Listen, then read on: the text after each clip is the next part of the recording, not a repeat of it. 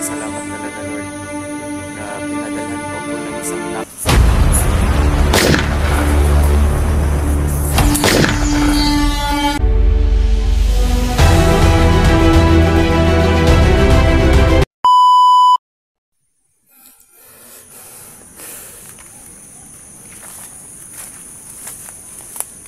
So yun mga kaibigan, ito na yung update sa idol nyo na si Idol Kinate.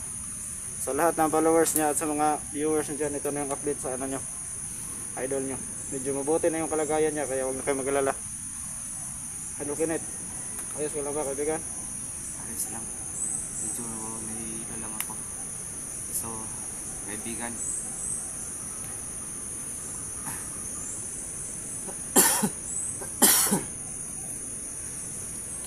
wala na tayo. salamat talaga kaibigan. Huwag kang mag-alala kaibigan, ayos lang, anong problema sa akin. Nga pala kaibigan, nakalimutan ko, hindi pa pala tayo kumakain.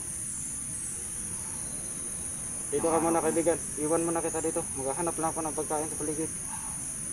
Hindi pa tayo nakakain. At saka below protection, iwan ko na sa ito. Salamat kaibigan. Kaibigan, aalis na ako. Mag-iingat ka. Huwag ka ganong lumayo.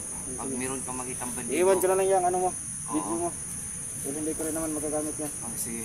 Sige, Mag-iingat ka. Huwag ka ganong lalayo. Mahirap na.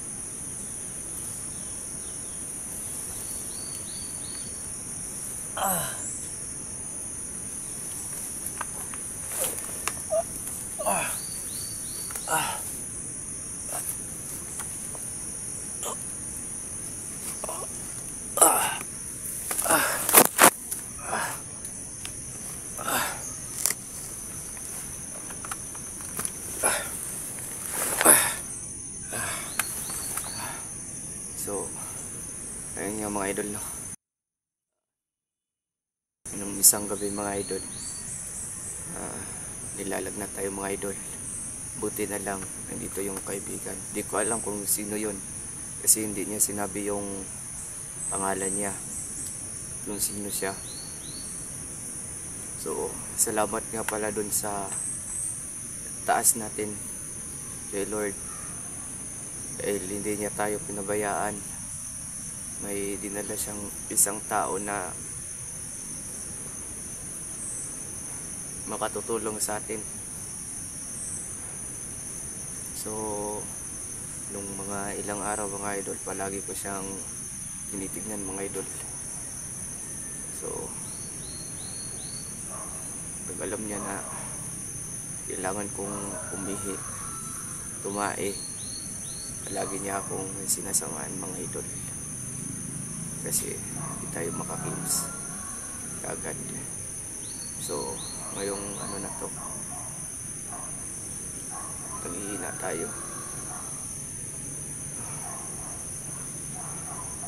Pasalamat talaga ako sa Diyos na may pinadala siya na hindi masamang tao. Iwan ko lang kung si Abel pa yun o hindi. Hindi ko rin kasi alam kung ano ko siya mapapasalamatan sa ginawa niya sa akin. Maiwaga talaga yung buhay mga idol pag nasa bingit ng kamatayan ka mga idol. Kasi meron talagang isang tao na magliligtas talaga sa iyo mga idol.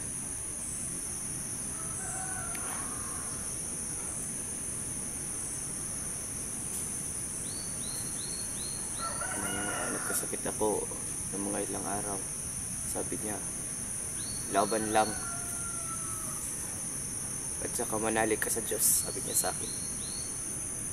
Tapos tinanong ko siya kung bakit siya nagkaganon. Parang may iniiwasan sa mga idol. Kasi sabi niya nung may nadakip daw sila na isang vlogger. Di ko rin alam kung sino vlogger yun. Sabi niya sa akin na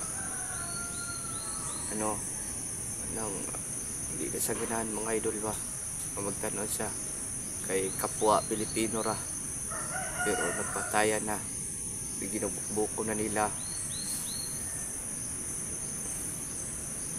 Tagal na siguro siya kasi kilala niya rin si Bagabaga tsaka si Joselito. Tagal na siguro siya dun sa bandido. Hindi ko rin alam kung gaano siya katagal kasi yun yung mga sinasabi niya. So ayun nga mga idol, no, nagpapasalamat talaga ako sa Diyos. So para marinig ng Diyos na gaano tayo nagpasalamat sa Kanya, mag-pray muna tayo mga idol.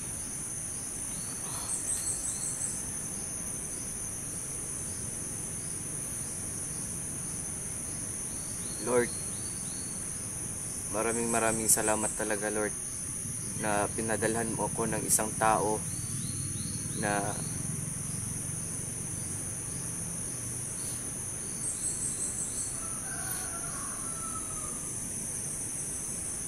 malapit na ako sa ng kamatayan, at bigla na lang niya ako sinagip. Pasalamat talaga ako sa iyo dahil kahit kailan hindi mo ko pinapabayaan. Saka Lord, sana okay lang yung mga bata, nakakain sila ng maayos. Saka si Dodong Lord, sana okay lang siya, sana nakauwi na siya.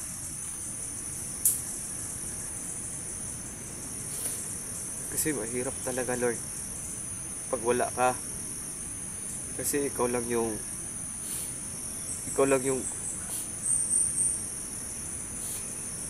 malalapitan namin pag alam namin na nangangailangan kami na tulong. Sana Lord, hindi mo kami pababayaan habang buhay. Maraming salamat talaga Lord dahil hindi mo kami pinapabayaan. Kahit ano pang isipin ng iba Lord, nung umiiyak ako sa ganitong paraan, pero nagpapasalamat ako.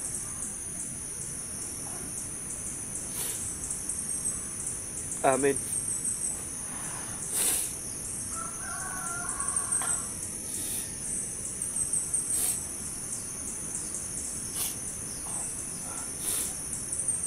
So ayun nga mga idol, no,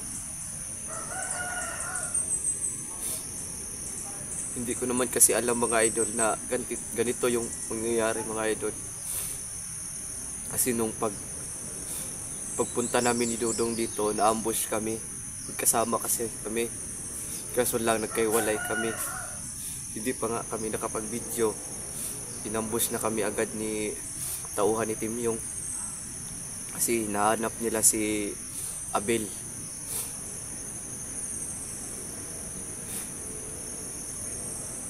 Hindi ko lubos maisip na ganito yung mangyayari sa sobrang dami ng mga tauhan ni Timyong. Hindi kasi sa lahat ng oras mga idol palagi kang safety, mapupuruhan ka rin.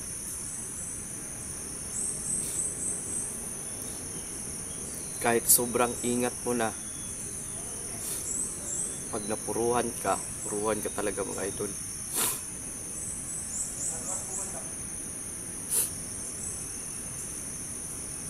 Yun.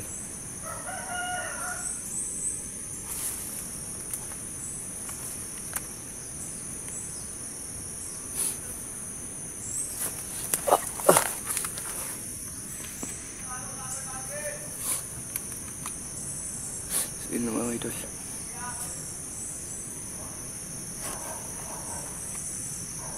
Tao mga idol.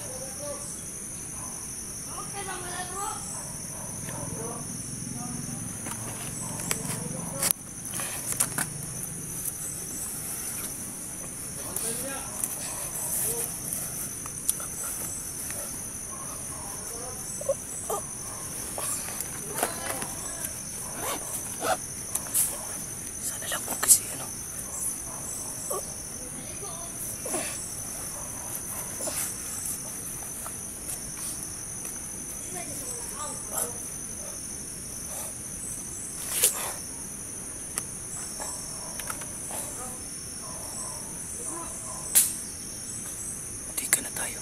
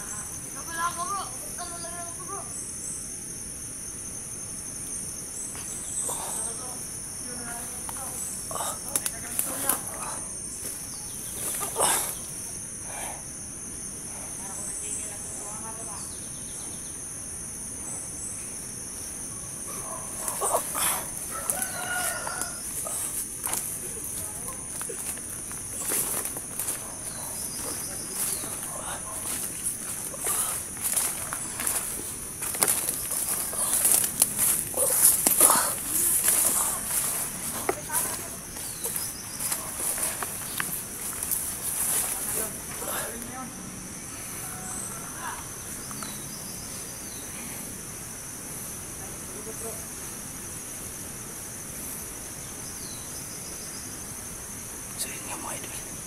Marami talaga. Tanawan ito.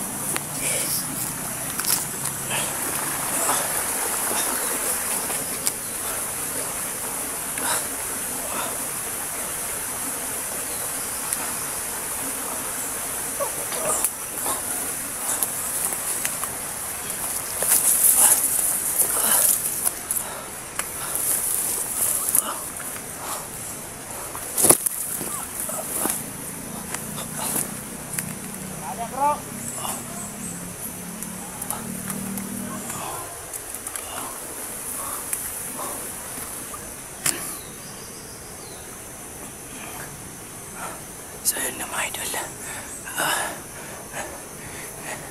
Sinuwerte tayo. Hindi tayo agad natagpuan ng mga bandido. Sino naman kaya yung hinahanap nila?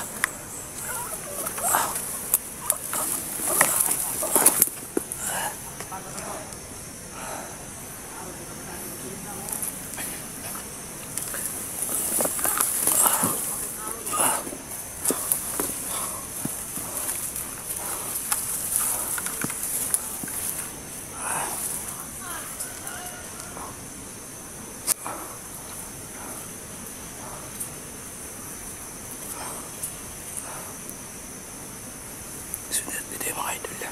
Tara bro.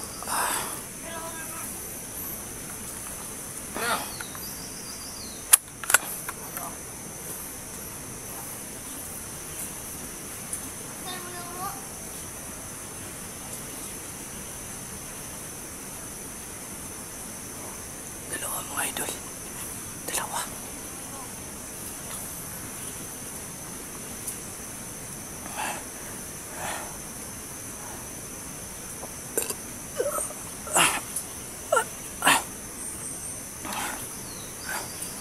Nandun yung isa mga idol. Nandyan. Yung isa nandyan. Madali lang itak. Madali lang yung itak. So kailangan natin yung ano ng timpo. Baka meron pang ano dito. Baka meron pang ano dito.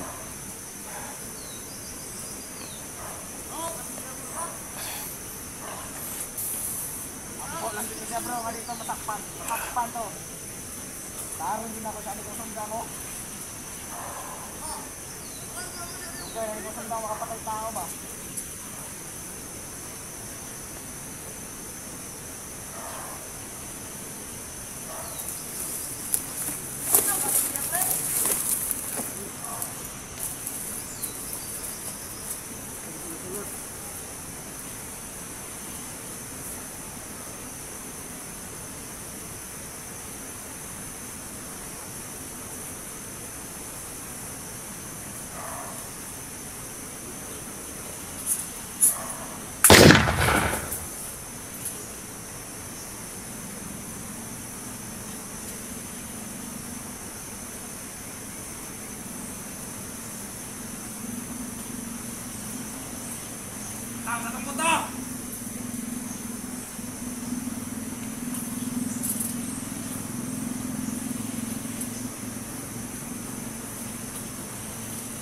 Sawa!